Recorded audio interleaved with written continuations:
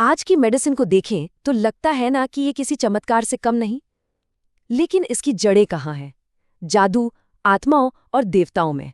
तो सवाल ये उठता है कि जो चीज़ हमदर्दी और ज़रूरत से शुरू हुई, वो आज इतनी कॉम्प्लेक्स और इतनी महंगी कैसे हो गई? चलिए इसी सफ़र को ज़रा शुरू से समझते हैं।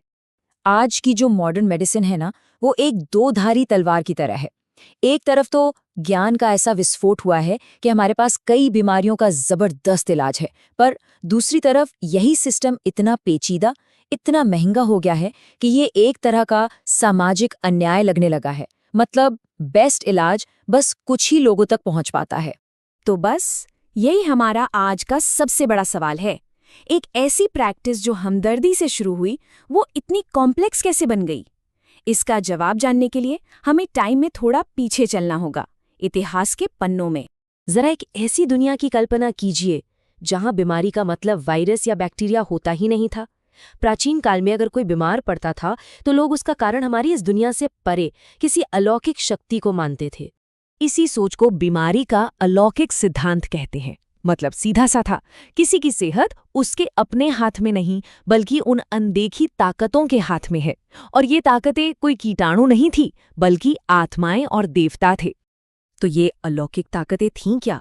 भाई हो सकता है कि किसी ने किसी देवता को नाराज कर दिया हो, या फिर किसी बुरी आत्मा ने शरीर पर ही कब्जा कर लिया हो। कुछ लोग तो ये भी मानते थे कि सितारों की चाल सेहत बिगाड़ रही है, या फिर ये सब पिछले जन्म के पापों का फल है।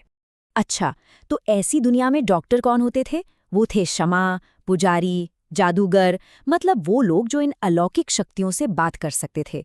लेकिन इन्हीं के बीच एक ऐसा ग्रुप भी था जिसके बारे में जानकर शायद आपको हैरानी हो, सर्जन।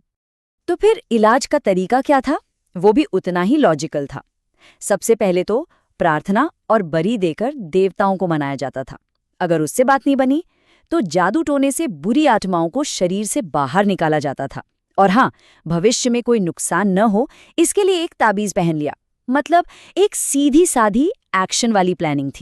लेकिन रुकिए, ये सब सिर्फ जादू टोना नहीं था।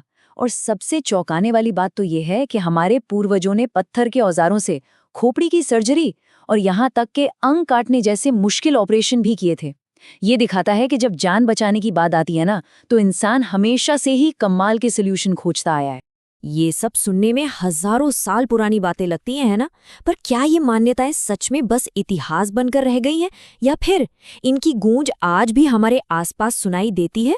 सच तो ये है कि ये मान्यताएं कभी पूरी तरह से गायब हुई ही नहीं। जो आदिम चिकित्सा थी वो कालातीत है, और उसके कुछ हिस्से आज भी हमारे समाज में जिंदा हैं। देखिए कैसे।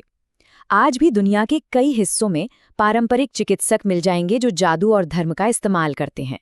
हमारे देश में ही लोग मंत्रों से सांप के काटने का इलाज करने का दावा करते हैं।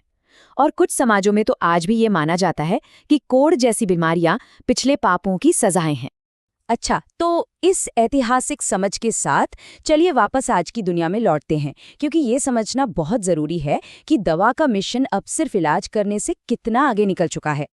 आधुनिक चिकित्सा का सबसे बड़ा बदलाव शायद इसी एक विचार में छिपा है कि इसका लक्ष्य अब सिर्फ बीमारी का इलाज करना नहीं रह गया है। ये एक बहुत बड़ी और एक बहुत गहरी जिम्मेदारी बन चुकी है। आज इसके 3 मेन गोल्स हैं। पहला, बीमारी को होने से ही रोकना, जिसे हम प्रिवेंशन कहते हैं। दूसरा, लोगों के स्वास्थ्य को बेहतर बनाना, मतलब हेल्थ प्रमोशन। और तीसरा, सिर्फ उम्र बढ़ाना नहीं बल्कि जिंदगी की क्वालिटी में सुधार करना। और आखिर में, आज दवा सिर्फ किसी एक इंसान की जरूरत नहीं है। इसे किसी भी देश के सामाजिक और आर्थिक विकास की बुनियाद माना जाता है, क्योंकि एक हेल्थी सोसाइटी ही तो एक प्रोग्रेसिव सोसाइटी बन सकती है। तो हमने जादू टोने से लेकर सामाजिक विकास तक का ये पूरा सफर देखा। लेकिन कहानी यहाँ खत्म नहीं होती। असल सवाल तो ये है कि जैसे जैसे हमारी दुनिया, हमारी टेक्नोलॉजी बदल रही है, दवा का अगला मिशन क्या होगा?